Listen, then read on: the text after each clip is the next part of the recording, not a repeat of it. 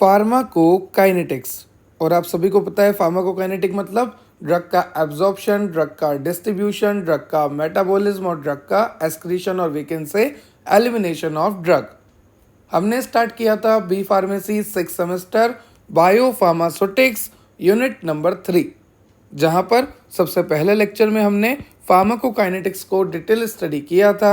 यहाँ पर कई तरह की डेफिनेशन हमने देखी थी, जैसे कि एब्जॉर्प्शन की, डिस्ट्रीब्यूशन की, मेटाबॉलिज्म की, एक्सक्रीशन की, एलिमिनेशन की, सभी की डेफिनेशन हमने देखी थी, सभी के बारे में हमने डिटेल स्टडी करी थी। साथ ही साथ फार्माकोकाइनेटिक के साथ हमने फार्माकोडायनामिक की डेफिनेशन भी देखी थी और बायोफार्मास्यूटिक्स की भी देखी थी। उसके बाद हमने कई तरह के मॉडल्स पढ़े थे, जैसे कि compartment model, non compartment model, physiological model. आपको मैंने पढ़ाया था मेमिलरी, कैटेनरी। तो ये सब लास्ट लेक्चर की बातें हैं, जहां पर हमने फार्माकोकाइनेटिक को डिटेल स्टडी किया था। Absorption, distribution, metabolism, excretion. There are different type of compartment model, जैसे कि मेमिलरी, कैटेनरी, फिजियोलॉजिकल, ठीक है, नॉन कंपार्टमेंट। तो अलग अलग तरह के मॉडल हमने स्टडी करे थे और ड्रग का डिस्ट्रीब्यूशन और वी कैन से ड्रग का डिस्पोजिशन हमने देखा था। अब आज के इस लेक्चर में हम क्या डिटेल स्टडी करेंगे? आज के इस लेक्चर में हम देखने वाले हैं वन कंपार्टमेंट ओपन मॉडल। अब देखो, वन कंपार्टमेंट मतलब कि हमने पूरी बॉडी को एक सिंगल कंपार्टमेंट माना हुआ है, उसका मतलब हो गया वन कंपार्टमेंट। तो हमने पूरी बॉडी को क्या माना हुआ है? हमने यहाँ पर पूरी बॉडी को एज्यूम किया है, माना है एक सिंगल कंपार्टमेंट। और ओपन का मतलब मैंने आपको बताया था कि जैसे मान लीजिए कंपार्टमेंट है, तो ओपन का मतलब होता है कि ड्रग का इन और ड्रग का आउट, ड्रग का इन और ड्रग का आउट यूनिडायरेक्शनल है।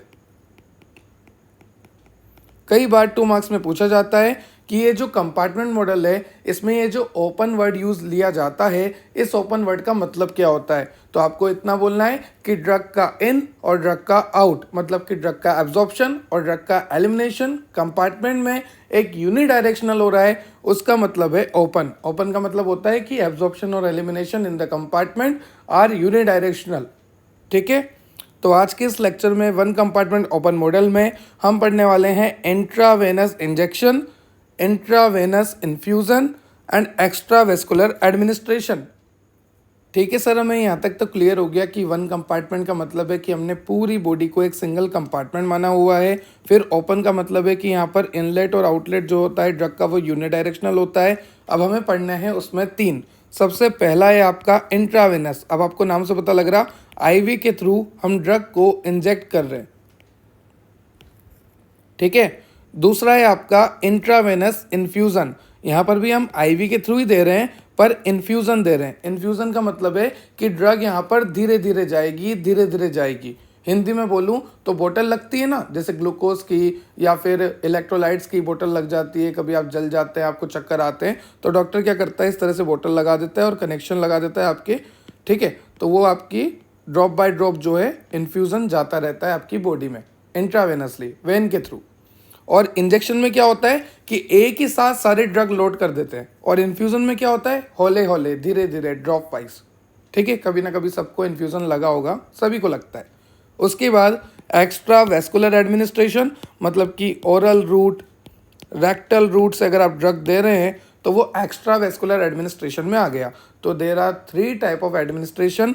First one is IV, intravenous, जहाँ पर हम बहुत सारा ड्रग सीधा ब्लड सर्कुलेशन में दे सकते हैं। दूसरा इंट्रावेनस इन्फ्यूज़न, जहाँ पर हौले हौले, धीरे धीरे, ड्रॉप बाय ड्रॉप ड्रग जो है बॉडी में एंटर करेगा। उसके बाद है एक्स्ट्रा वेस्कुलर एडमिनिस्ट्रेशन, जहाँ पर ऑरली, रेक्टली और भी कई अलग अलग रूट से ड्रग को बॉडी में दिया जाता है। तो चलिए लेक्चर को स्टार्ट करेंगे। यहाँ पर कुछ डेरिवेशन भी देखेंगे, लॉग भी देखेंगे, इंटीग्रेशंस भी देखेंगे। तो आपको सीधा सीधा याद रखना है जो मैं बता रहा हूँ, जितना जितना मैं बता रहा हूँ। वन कंपार्टमेंट ओपन मॉडल में इंट्रावेनस इंजेक्शन, मतलब कि बोलस, मतलब कि ड्रग को एक साथ लोड करना। उसके बाद intravenous infusion and extra vascular administration. चलिए लेक्चर को स्टार्ट करते हैं। अगर आपको और लेक्चर की रिक्वायरमेंट है तो आप चेक कर सकते हैं हमारी प्लेलिस्ट, जहाँ पर आपको यूनिट वाइज सारे लेक्चर मैंने मेंशन किए हुए हैं। और अगर आपको नोट्स की रिक्वायरमेंट है तो आप चेक कर सकते हैं हमारी एप्लीकेशन, डेप्थ ऑफ बायोलॉजी की एप्लीकेशन आप डाउनलोड कर सकते हैं प्ले स्टोर से, और आपको वहाँ पर सारे नोट्स अवेलेबल मैंने कराए हुए हैं। वहाँ पर लाइव लेक्चर्स भी होते हैं, ऑनलाइन क्लासेस भी होती है, तो ज़रूर डाउनलोड कीजिएगा डेप्थ ऑफ बायोलॉजी एप्लीकेशन। चलिए लेक्चर को स्टार्ट करते हैं। तो देखो ये सब हम पढ़ रहे हैं वन कंपार्टमेंट ओपन मॉडल में, और मैंने आपको पहले बता दिया कि ओपन का मतलब है कि ड्रग का इनलेट और आउटलेट जो है यूनिडायरेक्शनल है। वन कंपार्टमेंट का मतलब है कि यहाँ पर हम पूरी बॉडी को एक सिंगल कंपार्टमेंट मानकर चलेंगे। अब सबसे पहला है उसमें इंट्रावेनस बोलस एडमिनिस्ट्रेशन, मतलब कि आप ड्रग को इंट्रावेनसली देते हो। देखो जैसे मान लीजिए मैं यहाँ पे खड़ा हूँ और मुझे तुरंत असर चाहिए, तो मैं किसकी तरफ जाऊँगा? आईवी की तरफ। जब मैं इंजेक्शन लूँगा, इंट्रावेनसली इंजेक्शन लूँगा, इंट्रावेनसली मैं ड्रग को लूँगा, तो ड्रग कहाँ जाएंगी? सीधा मेरे ब्लड में जाएगी, सीधा मेरे सिस्टमिक सर्कुलेशन में जाएगी, और सीधा वो 2 से 3 मिनट में एक्शन करना शो कर देगी। वहीं अगर मैं ड्रग को ओरली लूँगा, जैसे सपोज मैं यहाँ पे खड़ा हूँ, ड्रग को मैंने ओरली लिया, तो फिर वो मेरे स्टमक में जाएगी, डिसइंटीग्रेट होगी, डिसॉल्व होगी, फर्दर एब्जॉर्ब होगी, जीआईटी में जाएगी, वहाँ से ब्लड सर्कुलेशन में जाएगी। काफ़ी टाइम प्रोसेस है, ठीक है, काफ़ी टाइम लग जाएगा, टाइम कंज्यूमिंग है काफ़ी। बट अगर मैं इंट्रावेनस ले लूँगा तो ड्रग सीधा मेरे सिस्टमिक सर्कुलेशन में जाएगी, 2 से 3 मिनट में सारा एक्शन आना शुरू हो जाएगा, और इसकी बायो अवेबिलिटी लगभग 100% होती है। ठीक है सर, हमें यहाँ तक क्लियर हो गया कि इंट्रावेनस का मतलब होता है सीधा वेंस में इंजेक्ट करना ड्रग को। तो यहाँ पर लिखा है it takes about 1 to 3 minutes for complete circulation and therefore rate of absorption is neglected in calculation. देखो ध्यान से समझना, एक तरफ है आपका एक्स्ट्रा वेस्कुलर रूट, ER का मतलब एक्स्ट्रा वेस्कुलर रूट, जहाँ पर आप टेबलेट जो है ले रहे हो, फिर वो स्टमक में जा रही है, डिसइंटीग्रेट हो रही है, डिसॉल्व हो रही है, फर्दर वो जीआईटी में जा रही है, एब्जॉर्ब हो रही है, बहुत टाइम लग रहा है। तो वहाँ पर एब्जॉर्प्शन को हम नेगलेक्ट नहीं कर सकते, नज़रअंदाज नहीं कर सकते, क्योंकि ड्रग जब डिसइंटीग्रेट होगी, डिसॉल्व होगी, फिर एब्जॉर्ब होगी और फिर जाके एक्शन आएगा। पर वहीं अगर मैं बात करूं आईवी के केस में, इंट्रावेनस के केस में, तो सीधा ड्रग जो है ब्लड सर्कुलेशन में जा रही है, सीधा यहाँ पर एब्जॉर्प्शन को नेगलेक्ट इसलिए कर सकते हैं क्योंकि ये सीधा जा रही है ब्लड सर्कुलेशन में, और विद इन 2 to 3 मिनट ये एक्शन दे देगी, जबकि इसको 45 मिनट, 60 मिनट, 15 मिनट, अलग अलग टैबलेट के लिए अलग अलग टाइम रहता है। तो यहाँ पर एब्जॉर्प्शन को नेगलेक्ट नहीं कर सकते, यहाँ पर इक्वेशन में, कैलकुलेशन में एब्जॉर्प्शन को नेगलेक्ट कर सकते हैं आईवी के केस में, क्योंकि वो सीधा ही एक्शन देने वाले फॉर्म में जा रहा है। तो आप देख सकते हैं dx/dt, इसको हटा देना। dx/dt का मतलब होता है कि ड्रग का कंसंट्रेशन समय के साथ बॉडी में कितना चेंज हो रहा है। चेंज के लिए हमने d लिखा हुआ है, x का मतलब ड्रग की कंसंट्रेशन, चेंज के लिए हमने d लिखा हुआ है, t का मतलब है कि टाइम के साथ। तो समय के साथ बॉडी में ड्रग का कंसंट्रेशन कितना चेंज हो रहा है, क्या वो बढ़ रहा है, क्या वो कम हो रहा है, क्या वो कॉन्स्टेंट रह रहा है, उसको चेक करना है। तो यहाँ पर आपको फॉर्मूला दे रखा है rate in availability minus rate out, मतलब कि एलिमिनेशन। ड्रग जो एब्जॉर्ब होगी उसका काम करने के बाद वो एलिमिनेट भी तो होगी, तो ये एब्जॉर्प्शन को तो नेगलेक्ट कर देंगे क्योंकि आईवी का केस है, तो इसको हटा दो। तो इसको जब हम हटा देंगे, क्यों हटा रहे हैं? क्योंकि आईवी का केस है, एब्जॉर्प्शन को नेगलेक्ट कर सकते हैं। तो यहाँ पर आएगा dx/dt equals to minus rate out. Rate out का मतलब हो गया एलिमिनेशन। यहाँ पर लिखा है सिंस रेट इन और एब्जॉर्प्शन, रेट इन मतलब ड्रग अंदर आ रही है, या फिर आप उसे एब्जॉर्प्शन भी बोल दो, वो एब्सेंट होता है आईवी में, क्योंकि आईवी में तो सीधा ब्लड सर्कुलेशन में जा रही है और सीधा एक्शन आ रहा है। ठीक है, तो इक्वेशन का मतलब क्या हो जाएगा? dx/dt equals to minus rate out.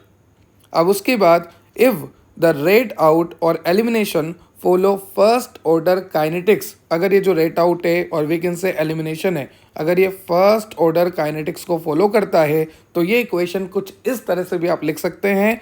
dx/dt का dx/dt मैंने लिख दिया इक्वल्स टू माइनस KEX। अब समझो K क्या हो गया? कांस्टेंट हो गया, एलिमिनेशन कांस्टेंट हो गया, एलिमिनेशन रेट कांस्टेंट हो गया, मतलब ड्रग का एलिमिनेशन हो रहा है। ड्रग कौन हो गया? X हो गया। तो समय के साथ, टाइम के साथ ड्रग के कंसंट्रेशन में कितना चेंज आ रहा है, वो हो गया dx/dt equals to minus KEX। Minus KE का मतलब है एलिमिनेशन रेट कांस्टेंट, और X का मतलब है ड्रग का कंसंट्रेशन। तो अगर हम यहाँ पर माने कि ये जो रेट आउट है, ये जो एलिमिनेशन है, अगर ये फर्स्ट ऑर्डर काइनेटिक्स को फॉलो करता है, तो ये इक्वेशन कुछ इस तरह से भी लिखी जा सकती है, dx/dt equals to minus KEX। ठीक है सर, हमें यहाँ तक क्लियर हो गया। ठीक है, एब्जॉर्प्शन को नेगलेक्ट कर दिया, कोई दिक्कत नहीं है। यहाँ पर मैंने बता रखा है KE का मतलब क्या है, X का मतलब क्या है। उसके बाद आपको यहाँ पर दे रखा है एस्टिमेशन ऑफ फार्माकोकाइनेटिक पैरामीटर। देखो ध्यान से समझना, आपको भी पता है कि एब्जॉर्प्शन तो यहाँ पर हो नहीं रहा और डिस्ट्रीब्यूशन से भी कोई फ़र्क नहीं पड़ता। मतलब कि मैं क्या कहना चाह रहा हूँ कि आपने आईवी दिया ना ड्रग को, तो ड्रग आपके सिस्टमिक सर्कुलेशन में, ब्लड सर्कुलेशन में चली गई। अब ड्रग जो है इस तरह से बढ़ती जाएगी, ग्राफ में बढ़ती जाएगी, पर ये ड्रग का कंसंट्रेशन कम भी तो होगा। तो ये कम क्यों हो रहा है? ये कम ना तो एब्जॉर्प्शन की वजह से हो रहा है, ना डिस्ट्रीब्यूशन की वजह से हो रहा। ये ड्रग का कंसंट्रेशन आपकी बॉडी में कम हो रहा है ड्यू टू एलिमिनेशन, क्योंकि ड्रग जो है निकलेगी भी तो सही, लीवर भी तो है, किडनी भी तो है, और आपके सलाइवा भी तो है, सलाइवा भी एक्सक्रीशन करता है, ठीक है। तो एक्सक्रीशन तो होगा, एक्सक्रीशन तो होना ही है। तो ड्रग का कंसंट्रेशन जैसे जैसे बढ़ रहा था, फिर उसके बाद क्या हो गया? एलिमिनेशन। तो मतलब कि ड्रग का कंसंट्रेशन कम हो गया। तो ध्यान रखना, इंट्रावेनसली अगर आप ड्रग को देते हैं तो वो सिर्फ और सिर्फ एलिमिनेशन की वजह से ही ड्रग का कंसंट्रेशन आपकी बॉडी में कम होता है। यहाँ पर लिखा है for a drug that follow one compartment kinetics and administered as rapid IV injection, intravenous injection के थ्रू अगर आपने दिया है, the decline in plasma drug concentration, तो फिर प्लाज्मा ड्रग कंसंट्रेशन कब कम होगा? सिर्फ और सिर्फ एलिमिनेशन की वजह से। अब अगर एलिमिनेशन की वजह से प्लाज्मा ड्रग कंसंट्रेशन कम हो रहा है आईवी का, इंट्रावेनस हमने ड्रग दिया था पर वो कंसंट्रेशन कम हो रहा है ड्यू टू एलिमिनेशन, तो एलिमिनेशन की वजह से ही फर्क पड़ रहा है, तो सिर्फ और सिर्फ एलिमिनेशन को ही स्टडी करेंगे। Elimination phases can be characterised by 3 parameter.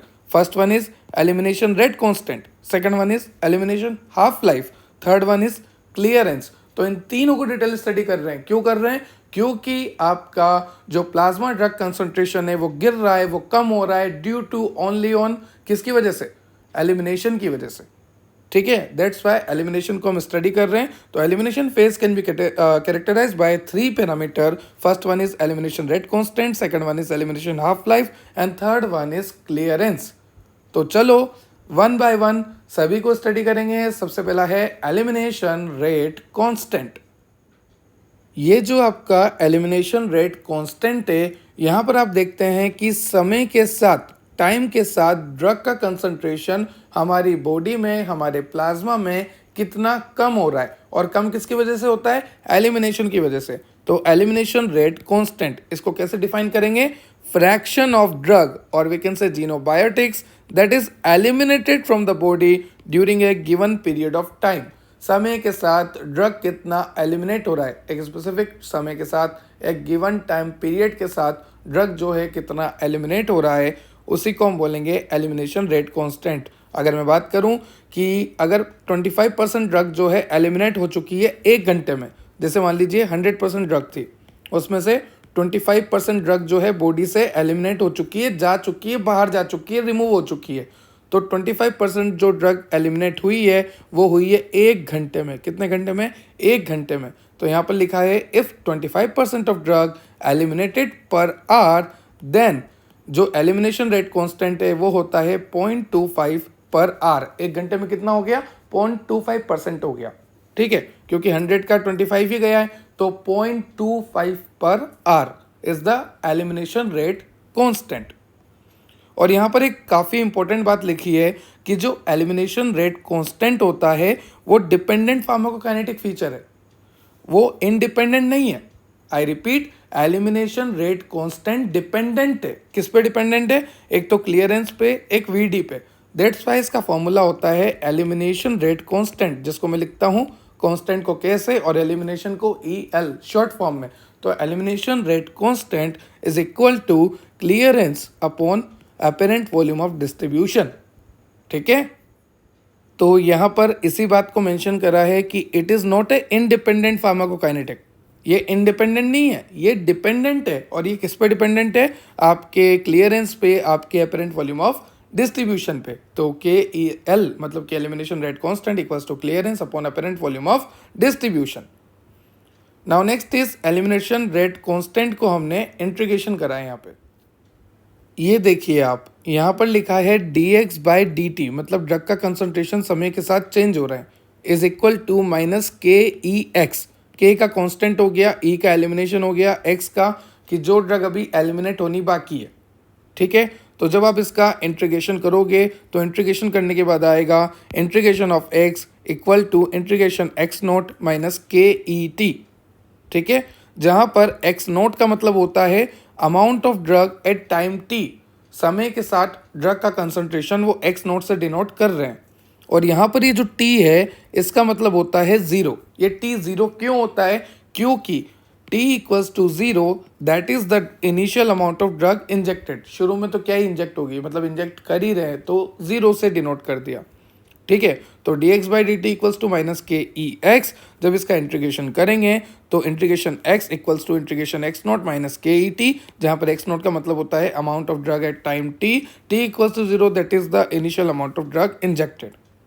अगर इसी का एक्सपोनेंशियल फॉर्म देखें तो x का x आपको यहाँ पे लिखा हुआ है, ठीक है, फिर ये x नोट आ गया आपका, और यहाँ पर ये e minus K E T, ई की power minus K E T में आ रहा है। ठीक है, ये इसका एक्सपोनेंशियल फॉर्म है। उसके बाद इसका लॉग फॉर्म देखते हैं। तो जब आप लॉग फॉर्म देखोगे तो लॉग देखिए आप, x का लॉग हो गया log x, x note log x note, और ये जो आपका e की power minus K E T है, जब आप इसको लॉग में कन्वर्ट करोगे तो के ई टी अपॉन 2.303। ठीक है, since it is difficult to determine directly the amount of drug in the body. आपको पता है हमने कई तरह के कंपार्टमेंट बनाए थे, multiple compartment, single compartment, two compartment, जिसमें central compartment, peripheral compartment, mammillary, catenary, ये सारे मॉडल हमने डेवलप किए थे क्योंकि हमें पता है कि हम ड्रग का डिस्ट्रीब्यूशन नहीं चेक कर सकते इनके बिना। ये हाइपोथेटिकल मॉडल थे। Since it is difficult to determine the directly the amount of drug in the body, ठीक है, तो हम क्या करेंगे यहाँ पर प्लाज्मा ड्रग कंसंट्रेशन से रिलेट करेंगे। जैसे मान लीजिए ड्रग शुरू में बढ़ता गया, अब वो घट रहा है, तो हम यहाँ पे क्या चेक करेंगे? प्लाज्मा ड्रग कंसंट्रेशन, मतलब ड्रग का अमाउंट, जितना ड्रग का अमाउंट प्लाज्मा में होगा उस हिसाब से हम बता देंगे कि क्या एब्जॉर्प्शन रेट चल रही है। सीधी सी बात है, it is difficult to determine directly the amount of drug in the body. शुरू में तो हमें डिफिकल्ट है कि हाँ यार कैसे बताएं कि बॉडी में कितना अमाउंट ऑफ ड्रग है।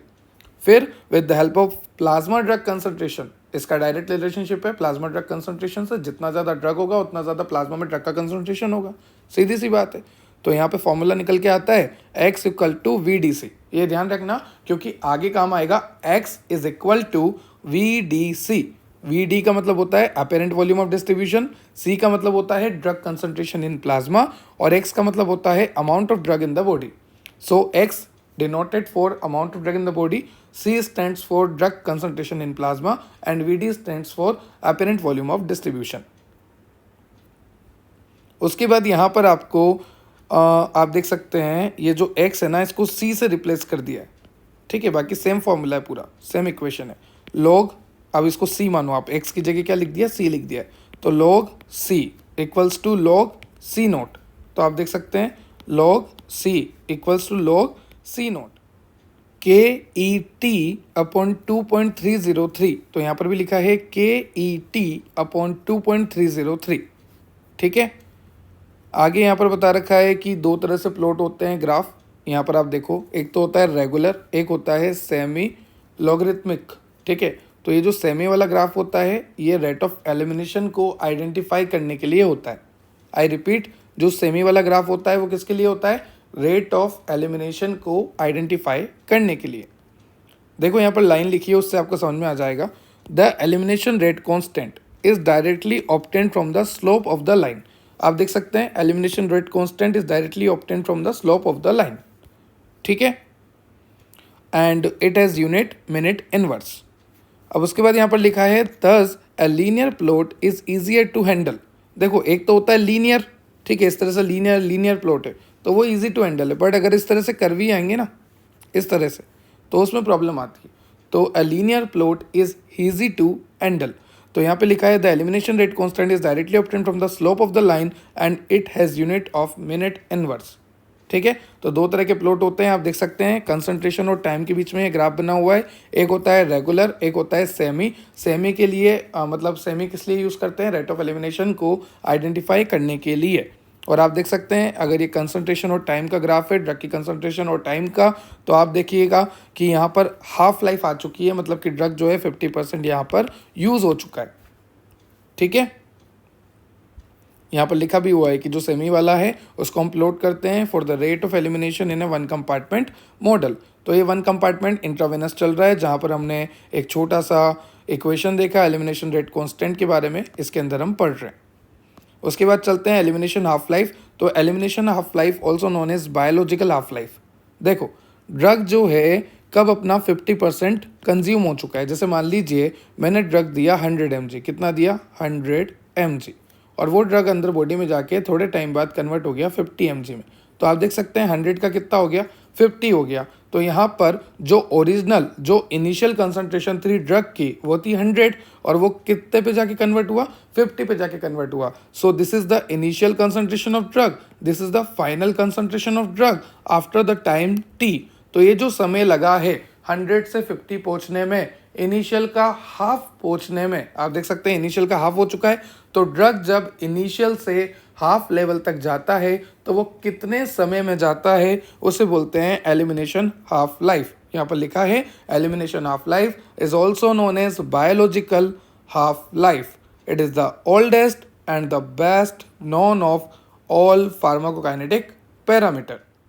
यहाँ पर मैंने आपके लिए शॉर्ट में भी लिखा है कि ड्रग जो है 50% जा चुका है अपने इनिशियल वैल्यू के, मतलब 100 से 50 mg आ चुका है। तो जितना समय उसने लिया उसी को हम लिखते हैं यहाँ पर एलिमिनेशन हाफ लाइफ, मतलब कि बायोलॉजिकल हाफ लाइफ, और उसको बोलते हैं टी हाफ।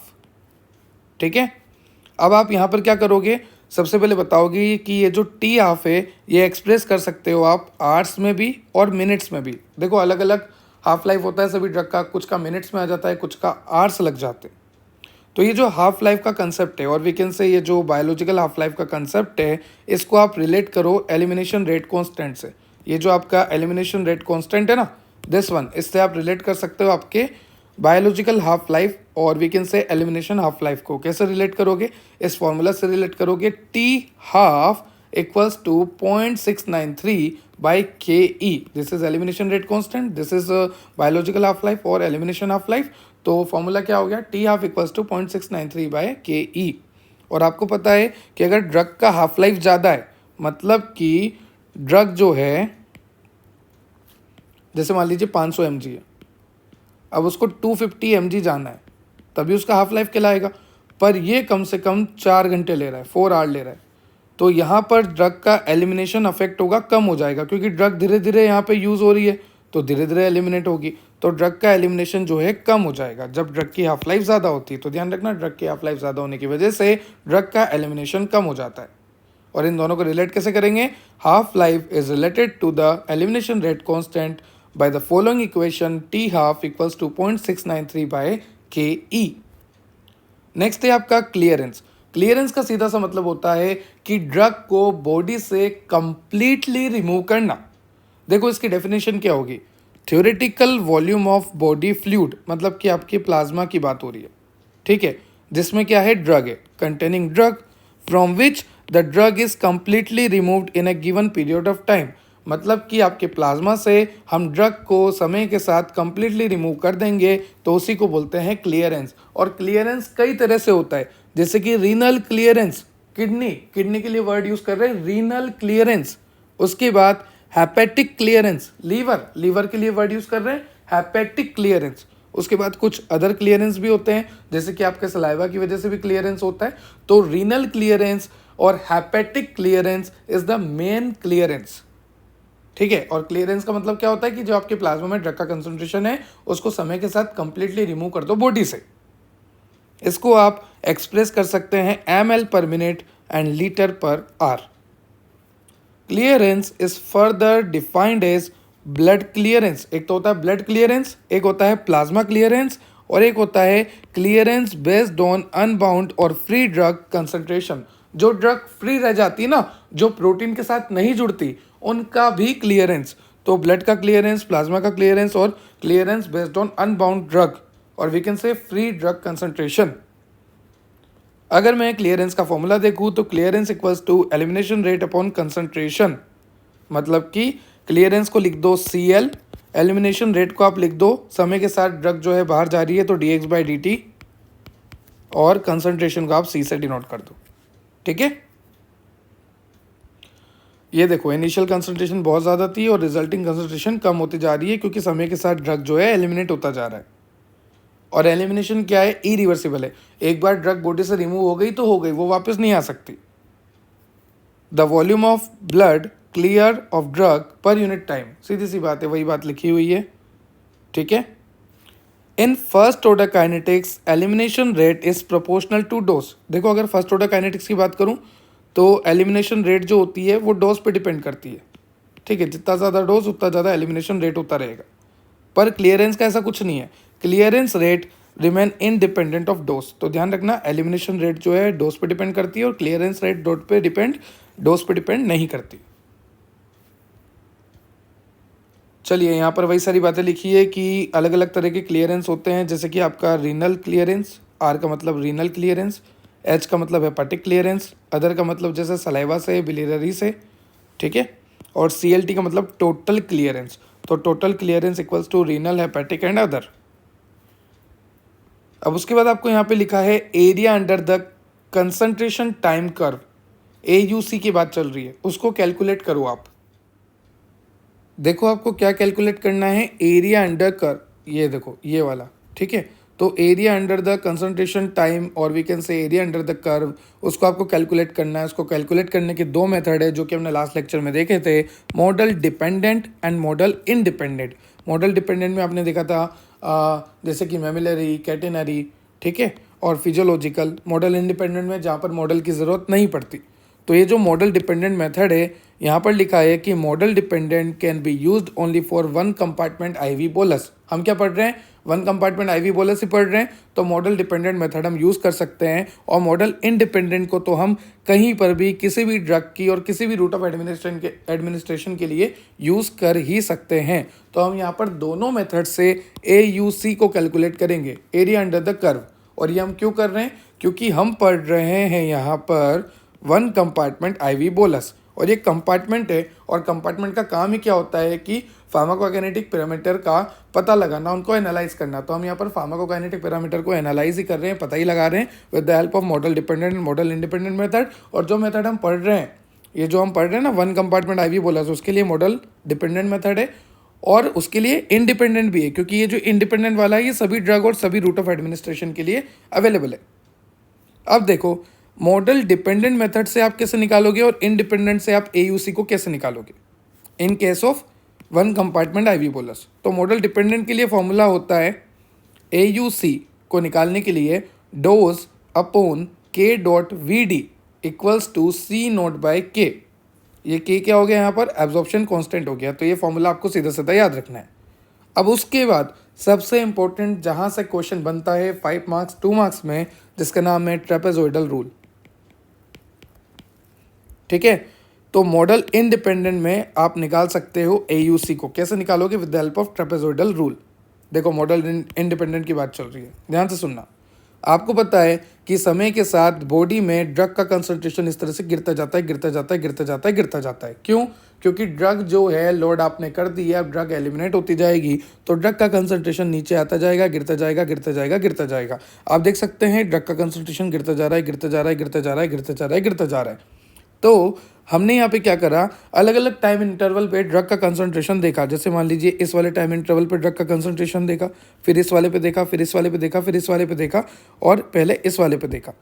तो आप देख सकते हैं ये Cmax है, मतलब कि ड्रग का कंसंट्रेशन यहाँ पे बहुत ज़्यादा है। फिर ड्रग का कंसंट्रेशन कम हुआ, फिर और कम हुआ, फिर और कम हुआ, फिर बहुत कम हुआ, ठीक है। तो सबसे पहले आपको क्या करना है, इनको 5 एरिया में डिवाइड कर देना है। जैसे मान लीजिए ये टाइम इंटरवल 1 है, ये टाइम इंटरवल 2 है, ये 3 है, ये 4 है, ये 5 है। तो ये ड्रग का कंसंट्रेशन समय के साथ गिरता जा रहा है, गिरता जा रहा है, गिरता जा रहा है। सबसे पहले क्या करा, divide the area into different part based on the observe concentration point 1, और we can say part 1 to part 5 हमने डिवाइड कर लिया। सबसे पहले काम हमने कर लिया। उसके बाद हमने क्या करना है, calculate the area for each part. अब हमें यहाँ पर एरिया कैलकुलेट करना है। तो आपको ये स्ट्रक्चर दिख रहा है, ये स्ट्रक्चर दिख रहे हैं, इस स्ट्रक्चर को मैंने निकाल के यहाँ पर आपके सामने रख दिया।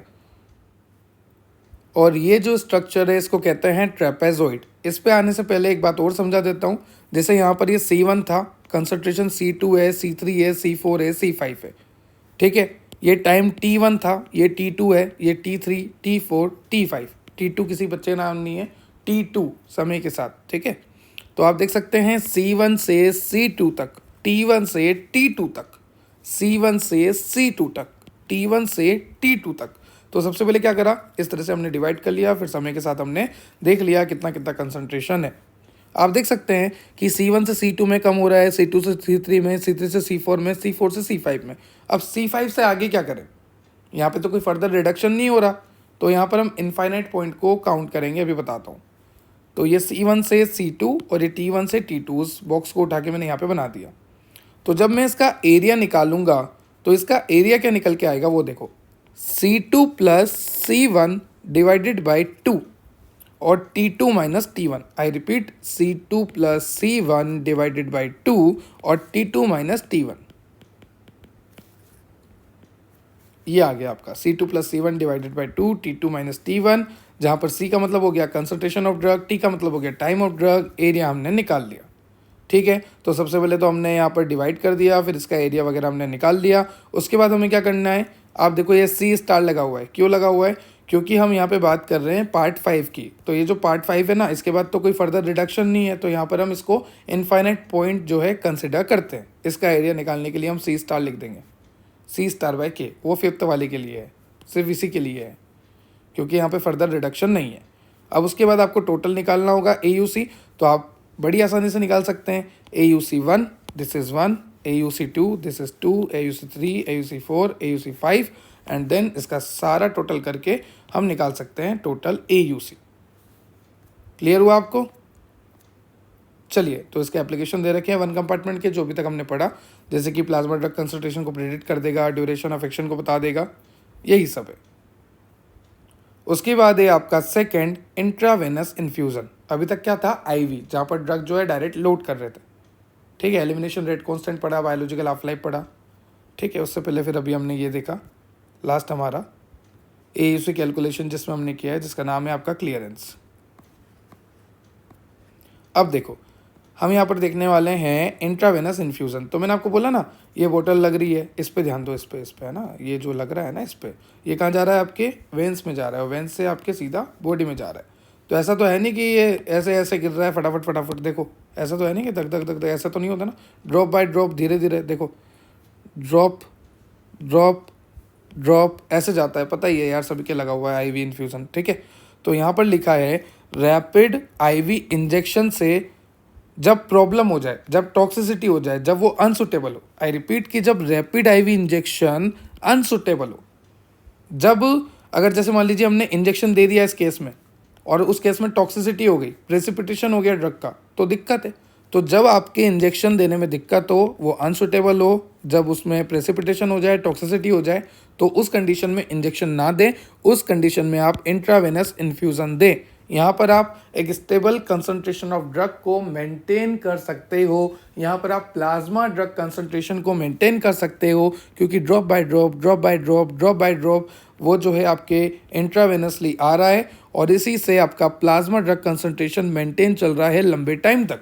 तो यहाँ पर जब IV इंजेक्शन से आप अनस्टेबल हो, जब उसमें टॉक्सिसिटी का खतरा हो, तो आपको एक स्टेबल कंसंट्रेशन चाहिए ड्रग की, तो उसके लिए आप जाइए इन्फ्यूज़न पे। इन्फ्यूज़न से ड्रॉप बाय ड्रॉप जब आएगा तो प्लाज्मा ड्रग कंसंट्रेशन काफ़ी लंबे टाइम तक मेंटेन रहता है। In such situation the drug is administrate at a constant rate, zero order by IV infusion. तो IV इन्फ्यूज़न के लिए क्या बोलोगे? जीरो ऑर्डर काइनेटिक्स है, और यहाँ पर कॉन्स्टेंट रेट से जो है ड्रग जो है पेशेंट को दिया जाता है। The duration of constant rate infusion is usually much longer than half life of a drug. सीधी सी बात है, duration of constant rate infusion, मतलब कि जो इन्फ्यूज़न हो रहा है वो तो कांस्टेंट रेट से हो रहा है, तो उसका जो ड्यूरेशन है वो काफ़ी ज़्यादा है as compare to half life of a drug, क्योंकि यहाँ पे प्लाज्मा ड्रग कंसंट्रेशन मेंटेन है। यहाँ पर आप देखो, ये वही बात लिखी हुई है। हाँ, एक बात और ध्यान से सुनना, जब यहाँ पर मैं ड्रग को दे रहा हूँ, जैसे मान लीजिए यहाँ से ड्रॉप बाय ड्रॉप ड्रग आ रही है, आ रही है, आ रही, तो शुरू में तो नहीं थी ना, तो शुरू में बिल्कुल भी नहीं थी, वही बात यहाँ पे लिखी है। On starting the infusion there is no drug in the body and therefore no elimination. सीधी सी बात है, जब इन्फ्यूज़न हुआ ही नहीं, या इन्फ्यूज़न के शुरुआत में क्या होगा? क्या ड्रग हमेशा बॉडी में होगी? नहीं होगी ना, इन्फ्यूज़न शुरू ही हुआ है। तो जब इन्फ्यूज़न शुरू ही हुआ है, उस टाइम ड्रग बॉडी में है ही नहीं, तो सिर्फ और सिर्फ एलिमिनेशन भी नहीं होगा, क्योंकि ड्रग नहीं तो एलिमिनेशन नहीं। तो on starting the infusion there is no drug in the body and there no elimination. उसके बाद क्या होता है? जैसे जैसे अब ड्रग आना शुरू हुआ, देखो इधर ड्रग आना शुरू हुआ, आ रहा है भाई, ड्रग आ रहा है, देखो ध्यान से देखना, ड्रग आ रहा है आ रहा है आ रहा है आ रहा है, जैसे जैसे ड्रग आना शुरू हुआ वैसे वैसे एलिमिनेशन भी शुरू हुआ। ड्रग आना शुरू हुआ, एलिमिनेशन भी शुरू हुआ, और एक टाइम पर क्या होगा कि ड्रग का इन्फ्यूज़न हमारी बॉडी में एलिमिनेशन के बराबर हो जाएगा। मतलब कि जितना ड्रग आ रहा है उतना ड्रग जा रहा है, जितना ड्रग आ रहा है उतना ड्रग जा रहा है। तो रेट ऑफ ड्रग का इन्फ्यूज़न इज इक्वल टू और डायरेक्टली प्रोपोर्शनल टू एलिमिनेशन। एक ऐसी कंडीशन भी आती है और इस कंडीशन को बोलते हैं स्टेडी स्टेट। क्या बोलते हैं? स्टेडी स्टेट, और we can say plateau phase. तो ध्यान रखना, स्टेडी स्टेट और प्लेट्यू फेज एक ऐसी कंडीशन होती है जहां पर ड्रग का इन्फ्यूजन और ड्रग का एलिमिनेशन सेम हो जाता है। Rate of infusion rate of elimination equal हो जाता है, बराबर हो जाता है, डायरेक्टली प्रोपोर्शनल हो जाता है। उसको बोलते हैं स्टेडी स्टेट और प्लेट्यू फेज। यहाँ पर कोई भी मैक्सिमा मिनिमा कुछ अफेक्ट नहीं होता, ये बना रहता है, स्टेडी स्टेट आ जाता है। ठीक है, ऐसा नहीं है कि और बढ़ जाए, ऐसा नहीं है कि और कम हो जाए, एक स्टेडी स्टेट आ जाता है। मैक्सिमा मिनिमा यहाँ पे कुछ भी फ्लक्चुएट नहीं होता है, एक कांस्टेंट लेवल पे बना रहता है। ठीक है, अब कुछ ड्रग होती है जिसका थेरेपेटिक इंडेक्स नैरो होता है ना, तो अगर किसी ड्रग का थेरेपेटिक इंडेक्स नैरो है, मतलब कि वो स्टेबल नहीं रह पा रही है, तो उसको आप इन्फ्यूज़न के थ्रू दो। क्योंकि इन्फ्यूज़न में क्या होता है, ड्रग जो है कांस्टेंट स्पीड से आपकी बॉडी में एंटर कर रहा है, तो उस कंडीशन में मैक्सिमम मिनिमम फ्लक्चुएट होने के चांसेस ही नहीं बनेंगे। उसी के साथ other drug, electrolyte, nutrient can be conveniently administered simultaneously by the same infusion line in critically ill patients। ठीक है, बीमार है उनमें तो लगेगी ही सही। अब आपको यहाँ पे दे रखा है कि अगर जीरो ऑर्डर वो फॉलो करता है तो उस कंडीशन में क्या होगा, ड्रग है, ड्रग आया आपके ब्लड में, आपके बॉडी टिश्यूज में गया, अपना काम किया और एलिमिनेट हो गया। एस का मतलब स्टेडी स्टेट बता दिया मैंने, CL का मतलब क्लियरेंस, RO का मतलब इन्फ्यूज़न रेट। ठीक है, और CSS यहाँ पे लिखा है, तो drug plasma concentration at steady state. Drug का कंसंट्रेशन प्लाज्मा में एक स्टेडी स्टेट पे कितना होगा। अब यहाँ पर आपको दे रखा है factor affecting the steady state plasma drug concentration. Steady state आपको क्लियर हो गया ना, rate of infusion equals to rate of elimination. तो कौन कौन से फैक्टर है जो कि अफेक्ट करेंगे। अब जैसे मान लीजिए इन्फ्यूज़न रेट ज़्यादा है, मतलब कि बहुत तेज़ी से ड्रग आ रहा है, बहुत तेज़ी से ड्रग आ रहा है, बहुत तेज़ी से ड्रग आ रहा है। तो जब जितनी तेज़ी से ड्रग आएगा उतनी तेज़ी से एलिमिनेशन भी होगा, एलिमिनेशन भी होगा, एलिमिनेशन भी होगा, और एक टाइम होगा जब ये फटाफट इक्वल हो जाएंगे। तो इन्फ्यूज़न रेट ज़्यादा होने की वजह से एलिमिनेशन भी ज़्यादा होता है, और एक टाइम होने के बाद ये दोनों बराबर हो जाते हैं। तो हम ये बोल सकते हैं कि यहाँ पर आ चुका है स्टेडी स्टेट। तो हम ये बोल सकते हैं कि इन्फ्यूज़न रेट बढ़ाने से स्टेडी स्टेट जल्दी आता है। वही यहाँ पे लिखा है कि अगर आप इन्फ्यूज़न रेट बढ़ा दोगे तो स्टेडी स्टेट फटाफट आपको अचीव हो जाता है, और अगर आप क्लियरेंस बढ़ा दोगे तो ड्रग का कंसंट्रेशन प्लाज्मा में कम होता रहेगा, कम होता रहेगा। Higher clearance of drug will result in lower plasma drug concentration at steady state. उसके बाद यहाँ पर आपको दो इन्फ्यूज़न दिखा रखे हैं, एक तो RO से, एक 2RO से। तो ये जो RO वाला है ना, शुरू वाला इन्फ्यूज़न रेट, ठीक है, ये धीरे धीरे क्या हुआ, सबसे पहले ड्रग आई, ये आपकी ड्रग दिखा दी मैंने, इन्फ्यूज़न हुआ, धीरे धीरे ड्रग आई आई आई आती रही, ड्रॉप बाय ड्रॉप यहाँ पर सब कुछ मेंटेन चल रहा है। फिर यहाँ पर इन्फ्यूज़न स्टॉप कर दिया। जैसे इन्फ्यूज़न स्टॉप करते हैं यहाँ से ये एलिमिनेशन की तरफ बढ़ जाता है। और ये ग्राफ आपको देखकर कुछ याद आ रहा होगा, ये वाला गिरता हुआ ग्राफ, सेमी वाला हमने देखा था ना, अभी मैं आपको दिखा के लाता हूँ। सेमी वाला हमने देखा था अभी ग्राफ, सेमी वाला उसी की रिलेट कर रहा है। ये देखो गिर रहा है यहाँ पे, ठीक है, लेकर चलता हूँ मैं आपको वापस। आप देखो ये इस तरह से यहाँ से ये गिर रहा है, ठीक है। तो ये जो गिर रहा है ना, ये एलिमिनेशन हो रहा है, क्योंकि यहाँ पे इन्फ्यूज़न स्टॉप हो गया। शुरू में तो इन्फ्यूज़न था, ड्रग बढ़ती जा रही थी, बढ़ती जा रही थी, बढ़ती जा रही थी, बढ़ती जा रही थी, पर जब इन्फ्यूज़न बंद हो गया, ड्रग का आना बंद हो गया, तो एक कंडीशन बाद क्या होगा, ड्रग का एलिमिनेशन स्टार्ट हो जाएगा। और दूसरे में क्या हो रहा है कि इन्फ्यूज़न रेट कांस्टेंट है, क्योंकि यहाँ पर हमने इन्फ्यूज़न कंटिन्यू रखा, यहाँ पे कोई भी इन्फ्यूज़न हमने स्टॉप नहीं करा। तो ये जो टाइम है ये कहते हैं इन्फ्यूज़न टाइम। ये आपका plasma drug concentration versus time के बीच में ग्राफ हो गया। आगे चलते हैं, यहाँ पर आपको लिखा है formula dx/dt equals to R0 minus KEX। अब ये जो R0 लिखा है इसका मतलब हो गया आपका रेट ऑफ इन्फ्यूज़न, ठीक है। और ये जो रेट ऑफ इन्फ्यूज़न होता है ये फॉलो करता है जीरो ऑर्डर काइनेटिक्स। कौन सा काइनेटिक्स को फॉलो करता है, जीरो ऑर्डर काइनेटिक्स को। और ये जो KEX हो गया आपका, ये हो गया रेट ऑफ एलिमिनेशन। आपको पता है dx/dt मतलब कि change in concentration of drug with respect to time is equals to R naught. R naught का मतलब हो गया infusion minus K E x. के ई का मतलब हो गया रेट ऑफ एलिमिनेशन। देखो ड्रग का इन्फ्यूजन हो रहा है तो ड्रग का एलिमिनेशन भी होगा, तो इन्फ्यूजन को लिख रहे हैं आर नोट से और एलिमिनेशन को लिख रहे हैं माइनस के ई एक्स से। के ई का मतलब एलिमिनेशन रेट कांस्टेंट और एक्स का मतलब जो ड्रग जो है बची है एलिमिनेट होने से अभी भी आपके प्लाज्मा में है। ठीक है, तो ये जो आपकी इक्वेशन है ना, इसका इंटीग्रेशन करना है, तो इसका इंटीग्रेशन करने के बाद कुछ इस तरह से इक्वेशन आएगी x equal to R naught by K E. ये जो आर नोट है उसके डिवाइड में क्या लिख दिया के ई 1 माइनस ई की power minus K E T. तो इंटीग्रेशन और रीअरेंजमेंट करने के बाद हमें जो इक्वेशन मिलती है वो मिलती है x equals to R naught by K E 1 minus ई की power minus K E T. अब आपको मैंने पहले ही बताया था x equals to V D C, ये मैंने आपको पहले ही बता दिया था। वी डी का मतलब होता है apparent volume of distribution, C का मतलब होता है कंसंट्रेशन। तो जब आप यहाँ पर x की जगह वी डी सी रखेंगे, इस x की जगह जब आप वी डी सी को रखेंगे तो कुछ इस तरह से इक्वेशन आएगी, ध्यान से सुनना। x की जगह क्या रख दिया, वी डी सी रख दिया, इक्वल्स टू क्या है are naught by K E 1 minus ई की power minus K E T, इस तरह से है।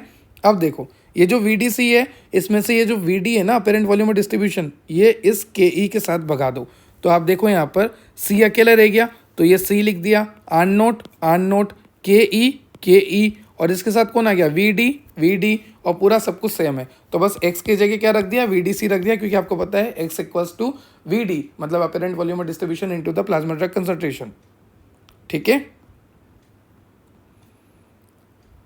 अब यहाँ पर उसी इक्वेशन को कंटिन्यू करा है। देखो ये इक्वेशन सारी आपको क्लियर हो गई ना, तीन, बहुत ईजी है। पहले तो ये जो आपकी इक्वेशन है ये तो मेन है, उसके बाद इसमें इंटीग्रेशन और रीअरेंजमेंट करके ये आई, फिर इसमें x की जगह वी डी सी रख दिया। अभी तक तो सिर्फ इतना सही किया है। अब देखो ये जो इक्वेशन है ना आपकी सी equals to R note K E V D 1 minus ई की power minus K E T. ठीक है, तो यहाँ पर आपको दे रखा है कि at study state the rate of change of amount of drug in the body is zero. अब एक बात बताओ, स्टडी स्टेट क्या थी? सर स्टडी स्टेट सुना सुना लग रहा है, आ जाओ।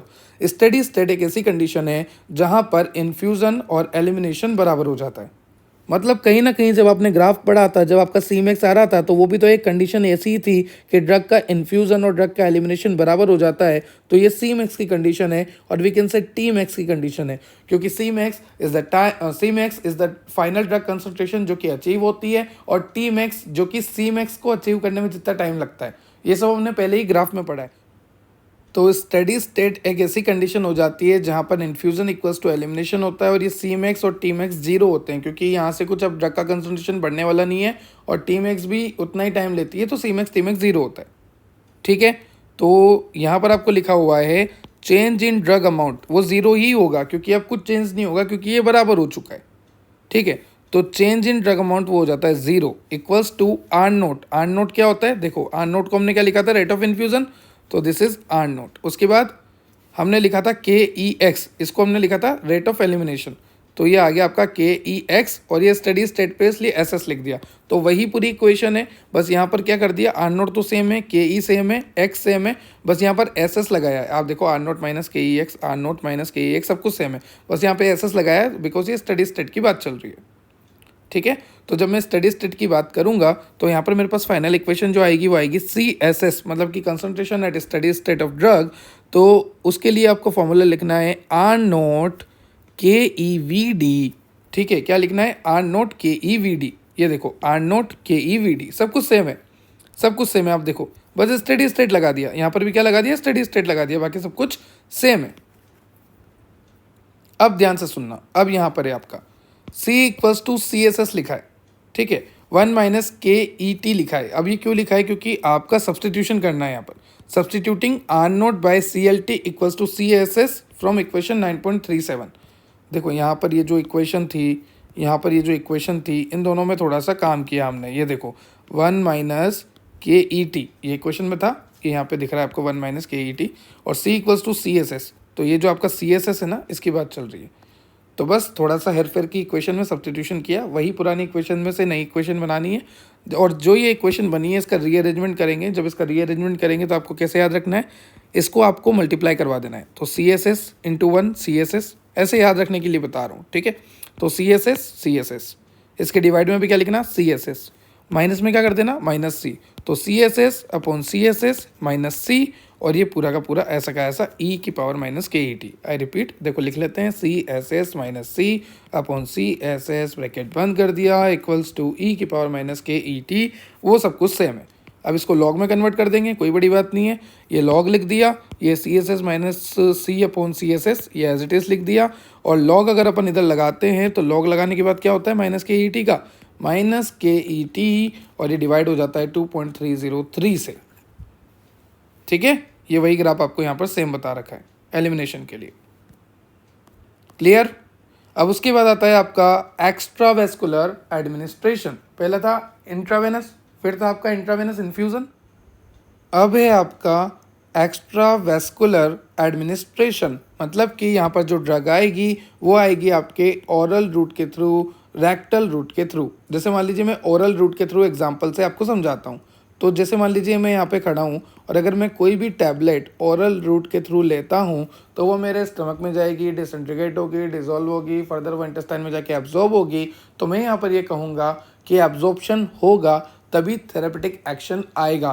तो यहाँ पर एब्जॉर्प्शन को नेगलेक्ट नहीं कर सकते। हमने इंट्रावेनस में तो कर दिया था, जब आईवी इंजेक्शन लगाया था, आईवी बोलस लगाया था, तो वहाँ पर एब्जॉर्प्शन को इसलिए नेगलेक्ट कर दिया था क्योंकि वहाँ पे 2 से 3 मिनट में बायोअवेलेबिलिटी आ रही थी, 2 से 3 मिनट में एक्शन आ रहा था, थेरेपेटिक एक्शन।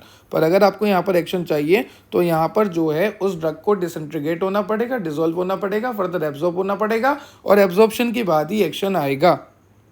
ठीक है, तो यहाँ पर लिखा है in extravascular administration a drug undergo the process of absorption before it reaches the systemic circulation. Systemic circulation में जाने से पहले एब्जॉर्ब तो होना ही पड़ेगा। जब ड्रग एब्जॉर्ब होगा तभी तो वो सिस्टमिक सर्कुलेशन में जाएगा। The absorption of a drug from the GIT और any other extravascular site is dependent on the following. अब देखो, ड्रग का एब्जॉर्प्शन होना जैसे कि GIT में हो रहा है, तो ड्रग का एब्जॉर्प्शन होना है तो वो किस किस फैक्टर पे डिपेंड करेगा। एक तो ड्रग की फिजिकल केमिकल प्रॉपर्टी क्या है, ठीक है। एक ये जो डोजेस फॉर्म है पूरा, इसकी फिजिकल केमिकल प्रॉपर्टी क्या है।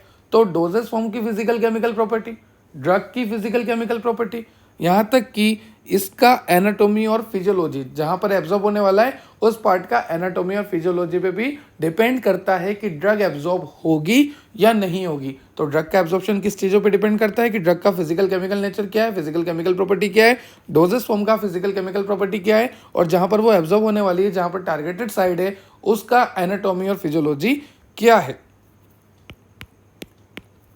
ठीक है, उसके बाद चलते हैं, यहाँ पर लिखा है when a drug is administered by extravascular route, जैसे कि ओरल, इंट्रामस्कुलर, रेक्टल, तो यहाँ पर एब्जॉर्प्शन पहले ज़रूरी है तभी जाके थेरेपेटिक एक्शन आएगा। अब यहाँ पर जो रेट ऑफ एब्जॉर्प्शन है उसको हम 2 तरीके से डिफाइन कर सकते हैं, 0 ऑर्डर से भी, फर्स्ट ऑर्डर से भी। जनरली तो फर्स्ट ऑर्डर का ही यूज़ लेते हैं, किसी किसी केस में 0 ऑर्डर का भी यूज़ लेना पड़ता है। I repeat, the rate of absorption may be described mathematically with the help of 0 order kinetics, first order kinetics. तो कभी कभी 0 ऑर्डर को, बाकी जनरली ज़्यादा टाइम पर हम फर्स्ट ऑर्डर को ही काम पे लेते हैं to determine the rate of absorption. अगर मैं 0 ऑर्डर की बात करूं तो आपको पता ही है, ड्रग है, एक्स्ट्रावेस्कुलर साइट से आ रहा है ब्लड में, अदर बॉडी टिश्यू में, उसके बाद एलिमिनेट हो रहा है। ये ओपन है क्योंकि यहाँ पर एक यूनिडायरेक्शनल फ्लो बन रहा है। ठीक है, कांस्टेंट रेट से ड्रग का इन्फ्यूज़न हो रहा है। जो हमने अभी इन्फ्यूज़न में मॉडल देखा था ये वो सिमिलर है।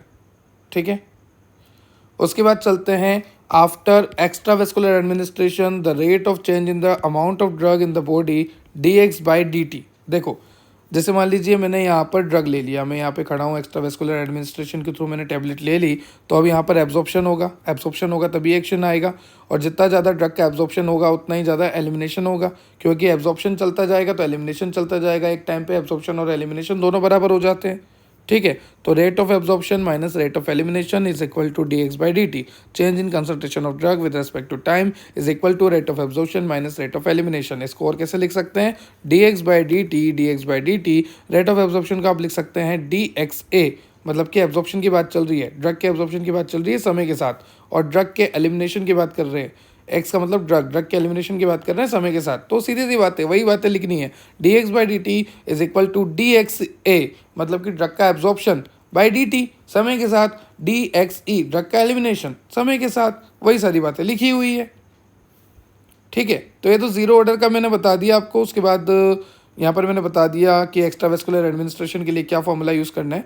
अब अगर वो ड्रग जो है फर्स्ट ऑर्डर काइनेटिक्स को, और we can say for a drug that follow one compartment kinetic, the plasma concentration time profile is characterized by absorption phase, post absorption phase and elimination phase. अगर कोई drug आपकी one compartment kinetics को follow कर रही है तो उस condition में यही ग्राफ आएगा जो आप पहले भी पढ़ चुके हैं, absorption phase, post absorption phase, elimination phase, और ये सी मैक्स टी मैक्स वाला टाइम है, ये ऑनसेट ऑफ एक्शन वाला है। और यहाँ पर आप पहले भी पढ़ चुके हैं, मैं एक बार और बना देता हूँ। Maximum safe concentration, minimum effective concentration, this is the therapeutic range, this is the onset of action. ये पूरा ग्राफ हम कई बार पढ़ चुके हैं। ठीक है, the absorption and the elimination phase, the plasma concentration time profile obtained after the extravascular administration of a single dose of a drug। अगर आप extravascular administration दे रहे हैं, किसी सिंगल डोज दे रहे हैं ड्रग का, तो उस कंडीशन में आपका absorption, post absorption, elimination, absorption equals to elimination, मतलब कि सी मैक्स टी मैक्स सब आपको यहाँ पर देखने को मिल जाता है। उसके बाद ध्यान से सुनना, जब आप एब्जॉर्प्शन फेज चल रहा है, मतलब कि आपने अभी ड्रग दी है, वो ड्रग डिसइंटीग्रेट हो रही है, डिसॉल्व हो रही है, फर्दर एब्जॉर्ब हो रही है, तो उस कंडीशन में क्या होगा कि जो एक्स्ट्रावेस्कुलर कंसंट्रेशन है ना आपका समय के साथ, वो ज़्यादा होगा क्योंकि अभी ड्रग एब्जॉर्ब हो रही है, तो ये ज़्यादा होगा। एलिमिनेशन कम होगा क्योंकि अभी ड्रग आना शुरू हो गई, एब्जॉर्प्शन फेज चल रहा है, तो ड्रग एब्जॉर्ब होती जा रही है। आपने भी ग्राफ में देखा ना कि ड्रग का एब्जॉर्प्शन फेज जब चलता है तो एलिमिनेशन कहाँ चलता है, ये देखो ड्रग का एब्जॉर्प्शन फेज चल रहा है। ठीक है, उसके बाद क्या होता है कि जब एब्जॉर्प्शन फेज खत्म हो जाता है तो एब्जॉर्प्शन और एलिमिनेशन बराबर हो जाते हैं, और फिर क्या चलता है, एलिमिनेशन चलता है। आई रिपीट, सबसे पहले क्या चल रहा है, ड्रग का एब्जॉर्प्शन, उसके बाद ड्रग का एब्जॉर्प्शन और एलिमिनेशन बराबर, उसके बाद ड्रग का एलिमिनेशन। तो सबसे पहले एब्जॉर्प्शन चलेगा, फिर दोनों बराबर होंगे। तो आप देख सकते हैं ये जो एक्स्ट्रावेस्कुलर है पहले ये ज़्यादा है क्योंकि एब्जॉर्प्शन हो रहा है, फिर थोड़े टाइम बाद ये दोनों बराबर हो गए क्योंकि एब्जॉर्प्शन इक्वल्स टू एलिमिनेशन हो गया, फिर यहाँ पर एलिमिनेशन ज़्यादा हो जाएगा। सीधी सी बात है, पहले एब्जॉर्प्शन ज़्यादा, फिर दोनों बराबर, फिर एलिमिनेशन ज़्यादा। और जब एलिमिनेशन हो जाएगा, अब यहाँ पर देखो, जब ड्रग पूरी तरह से एब्जॉर्ब हो चुकी है, अब कोई ड्रग आ नहीं रही है, ड्रग पूरी तरह से एब्जॉर्ब हो चुकी है, after completion of drug absorption its rate become zero, बिल्कुल हो जाएगी। Plasma level time curve is characterize only by the elimination phase. फिर हम प्लाज्मा लेवल टाइम को कैसे बताएंगे, एलिमिनेशन फेज के थ्रू बताएंगे, जब आपका एब्जॉर्प्शन बिल्कुल बंद हो चुका होगा। तो सबसे पहले तो एब्जॉर्प्शन ज़्यादा होगा, फिर दोनों बराबर, फिर एलिमिनेशन ज़्यादा। ठीक है, फिर ये वही ग्राफ है जो मैंने आपको पहले ही बता दी है, आप लिख सकते हैं। यहाँ पर आपको डेरिवेशन दे रखा है, वो डेरिवेशन में बता देता हूँ। ये वाली बातें मैंने आपको पहले ही बता दी, रिपीट मोड पे है। ठीक है, एक छोटा सा डेरिवेशन है, वो मैं आपको बता देता हूँ, देख लो। सर डेरिवेशन कितने डेरिवेशन है? अरे भाई कुछ भी तो नहीं है, जो जो बताया उतना उतना याद रख लो, काम हो जाएगा आपका। देखो, dx बाई डी टी मतलब ड्रग का कंसंट्रेशन समय के साथ is equal to rate of absorption minus rate of elimination.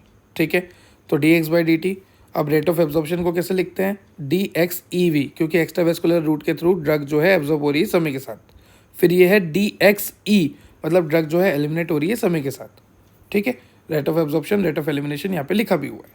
ठीक है, ये इक्वेशन क्लियर हो गई। dx by D T is equal to dxev upon D T, dxe upon D T. dxev मतलब कि ड्रग का कंसंट्रेशन एक्स्ट्रावेस्कुलर समय के साथ, और dxe मतलब ड्रग का एलिमिनेशन समय के साथ। ठीक है, तो देखो यहाँ पर आपको ये इक्वेशन दे रखी है, dx by D T equals to dxev D T minus dxe upon D T. ये भी आपको मैंने बताई। उसका इंटीग्रेशन जब आप करोगे तो आपके पास आएगा dx बाई डी टी का dx बाई डी टी, उसके बाद यहाँ पर आपका आएगा के ए x A minus K E x. I repeat, के कॉन्स्टेंट आएगा। ठीक है, इंटीग्रेशन करने के बाद तो के ए एक्स ए, ये जो एक्स है इसका ए, के ए एक्स ए, और यहाँ पर आएगा के ई एक्स। फिर इसका जब वापस इंटीग्रेशन आप करोगे तो यहाँ पर आपको ये इक्वेशन याद रखनी है, क्योंकि इंटीग्रेशन करने तो आप बैठने नहीं वाले। तो आपको क्या याद रखना है, के ए एफ एक्स नोट के माइनस के ई। देखो ये तो कितना सिंपल है, के ए माइनस के ई, ए माइनस ई लिख देना और फिर दोनों में कांस्टेंट लगा देना, के ए माइनस के ई, और ऊपर क्या है, के एफ एक्स। पहले वी एफ एक्स सुना है ना, वो के एफ एक्स याद रख लो। ठीक है, अभी मत बोलना सर रटवा रहे, देखो बेटा इंटीग्रेशन करने आप बैठोगे नहीं, अगर आपको आता है तो आप कर लो।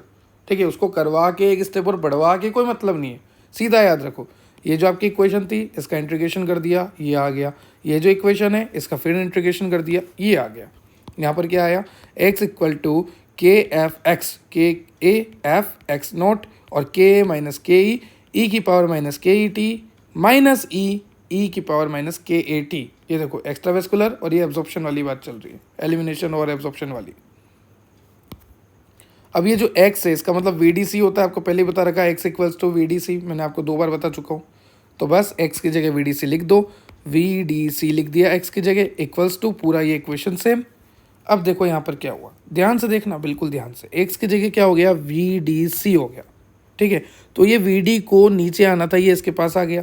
तो अब क्या होगा, C equals to KAF naught, ऊपर का सेम है, नीचे क्या होगा, यहाँ पर VD लग जाएगा क्योंकि VD नीचे आ गया VD, बाकी ये सब कुछ सेम है। तो आप देख सकते हैं C equals to KAF naught, नीचे आ जाएगा VD K minus KE, E की पावर माइनस KET, E की पावर माइनस KAT, ठीक है। उसके बाद अगर आपको यहाँ पर इक्वेशन को सी मैक्स और टी मैक्स के लिए लिखना हो तो उसके लिए एक्स्ट्रा से मैंने डेरिवेशन दे रखा है, एक बार आप देख सकते हैं। और यहाँ पर मैंने dc/dt को 0 इसलिए दे रखा है क्योंकि सी मैक्स और टी मैक्स पे एब्जॉर्प्शन बिल्कुल 0 हो जाता है, एलिमिनेशन भी 0 हो जाता है क्योंकि ये दोनों बराबर हो जाते हैं, ठीक है। वैसे तो यहाँ तक आपके लिए सफिशिएंट है क्योंकि ये सारी चीज़ें भी तो आप बताओगे। चलिए, तो आज का था आपका लेक्चर जहाँ पर हमने देखा बहुत ही डिटेल में। सबसे पहले तो हमने देखा IV इंट्रावेनसली बोलस, ठीक है, इंजेक्शन हम दे रहे हैं। फिर हमने देखा इंट्रावेनस इन्फ्यूज़न, और उसके बाद लास्ट में हमने देखा एक्स्ट्रावेस्कुलर एडमिनिस्ट्रेशन, जहाँ पर हमने different type of graph, different type of equation, different type of derivations, जहाँ पर इंटीग्रेशंस वगैरह डायरेक्ट हमने करे हैं। ये सब हमने थ्योरी वगैरह हमने देखी, ठीक है। ट्रेपेजोइडल रूल वगैरह ये सारी चीज़ें आपको याद रखनी है। अब नेक्स्ट लेक्चर में हम यूनिट नंबर 3 को कम्प्लीटली कवर कर देंगे।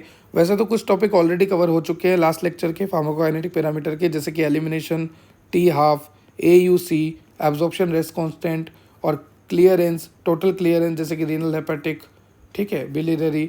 तो ये सारा वैसे तो पहले ही कवर हो चुका है, फिर भी और डिटेल में इसको मैं बता दूंगा, जो जो टर्म रह चुकी है, ठीक है, उसके सिग्निफिकेंस भी बता दूंगा।